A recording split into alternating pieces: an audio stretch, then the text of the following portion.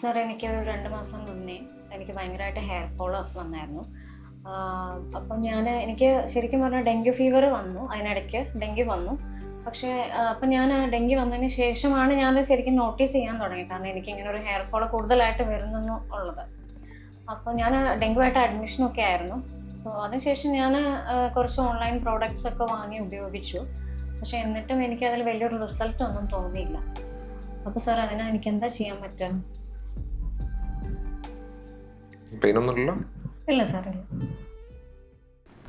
ധന്യ, ഇത് ബേസിക്കലി നമ്മൾ acute telogen effluvium എന്ന് പറഞ്ഞിട്ടൊരു കണ്ടീഷനാണ്. അതായത് നമുക്ക് എന്ത് രീതിയിലുള്ള ഫിസിക്കൽ അല്ലെങ്കിൽ ഇമോഷണൽ സ്ട്രെസ് ഉണ്ടായിക്കഴിഞ്ഞാലും, ഇപ്പോൾ നമുക്ക് ഡെങ്കി പറഞ്ഞില്ലേ, ഇപ്പോൾ ഡെങ്കിയെ പോലെ നമുക്ക് കുറച്ച് കാര്യമായിട്ട് എന്തെങ്കിലും അസുഖങ്ങൾ വരിക, ഹോസ്പിറ്റൽ അഡ്മിഷൻസ് ഉണ്ടാവുക, അല്ലെങ്കിൽ എന്തെങ്കിലും സർജറീസ് നടക്കുക, പ്രഗ്നൻസി കഴിയുക, അതേപോലെ തന്നെ നമ്മളൊന്ന് പ്രോപ്പറായിട്ടൊന്നും ഒരു ക്രാഷ് ഡയറ്റ് ചെയ്താൽ പോലും പെട്ടെന്ന് ഉണ്ടാവുന്ന ആ ഒരു സ്ട്രെസ് ഇൻഡ്യൂസ്ഡ് ആയിട്ടുള്ള ഒരു ഹെയർ ഫോളാണ് ടീലോജൻ എഫ്ലൂവിയം എന്നാണ് അതിൻ്റെ പേര്.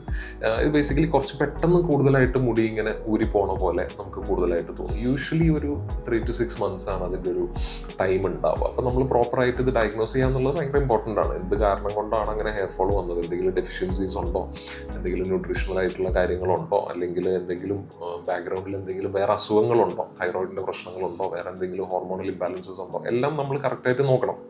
ഈ വൈറ്റമിൻ ഡി ഡെഫിഷ്യൻസി ഒക്കെ ഭയങ്കര കോമൺ ആണ്. അപ്പോൾ അങ്ങനത്തെ രീതിയിലുള്ള എന്തെങ്കിലും ഡെഫിഷ്യൻസീസും കാര്യങ്ങളും ഉണ്ടെങ്കിൽ അത് കറക്റ്റ് ചെയ്യുക. അതിൻ്റെ കൂടെ നമ്മൾ മരുന്നുകളായിട്ട് സിറംസും കാര്യങ്ങളൊക്കെ തരും.